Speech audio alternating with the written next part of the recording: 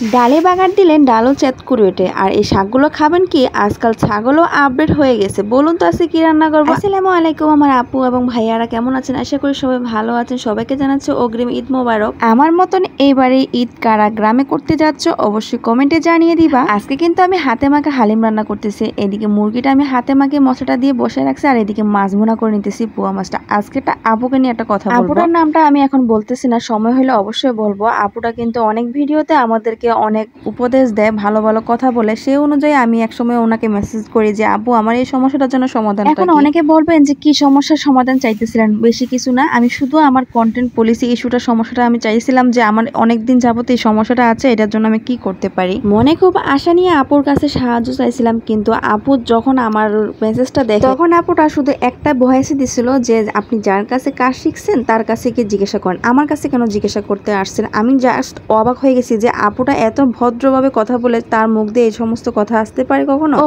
আর একটা কথা বলি, আমি কিন্তু কারো কাছে কখনো কাজ শিখি নাই, সেটা নিয়ে আমি অন্য ভিডিওতে কথা বলবো। আমি নিজের অভিজ্ঞতা সবকিছুই আমি শিখেছি, সব এডিট পেডিট সবকিছু আমি নিজের অভিজ্ঞতা শিখেছি, কারো কাছে আমি শিখতে যাই নাই। তারপরে সেই আপুটা এত বড় একটা মেসেজ দিছে, যে মেসেজে লেখা আছে যে এখানে ক্লাস করতে গেলে কত টাকা লাগবে, কত টাকা বা কত ঘন্টা ক্লাস করতে হবে, সম্পূর্ণ মানে বিস্তারিত দিয়ে দিছে। কিছুর পরে একটা জিনিসে বুঝতে পারলাম যে আসলে সব মূল্য তো হচ্ছে টাকা। টাকা হইলে সবকিছু করা যাবে। মানুষ টাকা ছাড়া কাউকে সাহায্য করতে পারে না। যদি টাকা দেন অবশ্যই আপনাকে সাহায্য করবে, সেটা যে কোনো বিপদে পড়েন না কেন।